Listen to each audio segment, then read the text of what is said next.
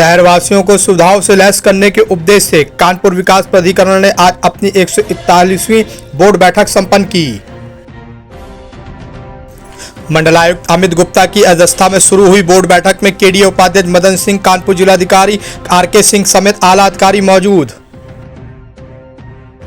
बैठक में 7 प्रस्तावों पर मंथन कर मोहर लगाई गई। भवन निर्माण एवं होटल निर्माण विकास उप विधि 2028 नियम, नागरिक क्षेत्र के में पेट्रोल पंप फ्यूज स्टेशन की सुविधा।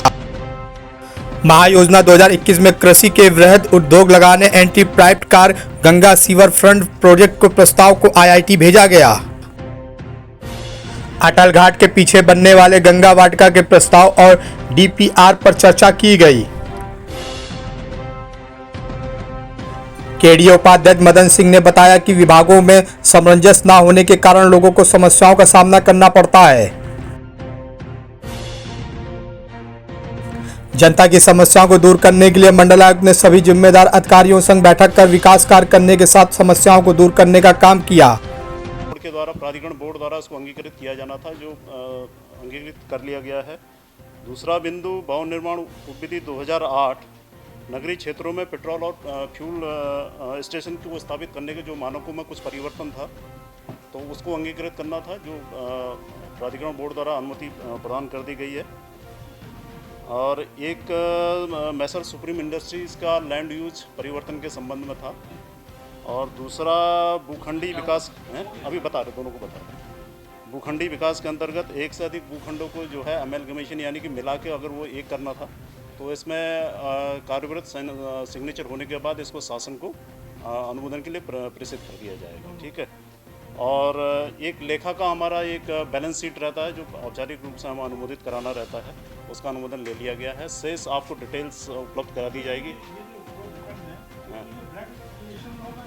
एक ही परिवार में एक ही रहेगा, जो एकल परिवार रहेगा। बाप बेटा अगर उस परिवार में देखे, परिवार की परिभाषा बहुत संकुचित है, सीमित सी है।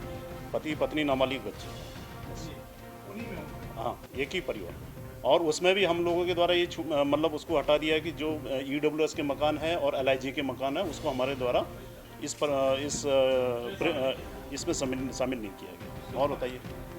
ठीक है, बताओ नहीं था, क्योंकि जो बोर्ड से जो कुछ चीज़ें होता है ना, कि बोर्ड के वो अधिकार होते हैं, तो वो सब चीज़ें रखा गया था। समय समय पर हम कराते रहते हैं।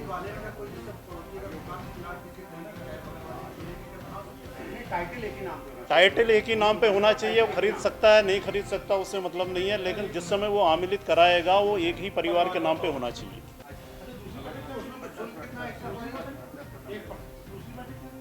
दूसरी बैठक वो जो कोऑर्डिनेशन के बिंदु होते हैं, नगर निगम, प्राधिकरण, कैस को, चूँकि सारे विभाग वाले हमारे जो है, जो विभागीय हेड होते हैं, उनके हमारे यहाँ मेंबर रहते हैं, तो एक अच्छा अवसर रहता है कि हम लोग जो है चीज़ों को कमिश्नर साहब की अध्यक्षता में हम लोग उसको मीट आउट कर लेते हैं। कहीं पर सामंजस्य की कमी होती है तो उसको दूर कर लिया जाता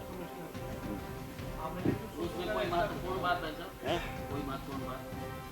आप अगर आपके दिमाग में कोई महत्वपूर्ण बात हो तो पूछिए। और उस बैठक में बेसिकली जो चीज़ें थी कि एक तो जो जितने शहरों के एंट्री पॉइंट्स है, कुछ काम कमिश्नर साहब के निर्देश पे उसका बांटा गया था कि कौन सा रोड कौन देखेगा, तो कुछ हमारी जिम्मेदारी में थी, कुछ नगर निगम की जिम्मेदारी में थी।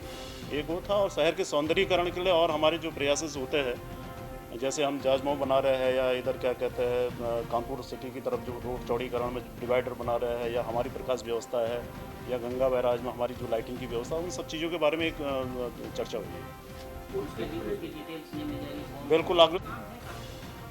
बिल्कुल है, तभी तो चर्चा कर रहे हैं। क्यों नहीं बनाएंगे, जो अच्छी चीज़ है तो। हाँ, कोऑर्डिनेशन वाली बात, सारी चीज़ें कोऑर्डिनेशन पे चल रही है, और जो चीज़ें करनी है वो तो कर ही रहे। और दूसरा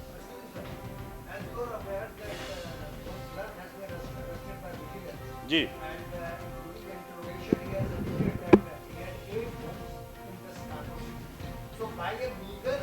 देखिए, हमें भी आपके जो है समाचार पत्रों के माध्यम से ही ये जानकारी मिली है कि भाई उसके 8 मकान है। अगर उसमें जो भी है हम जांच करेंगे, और जो भी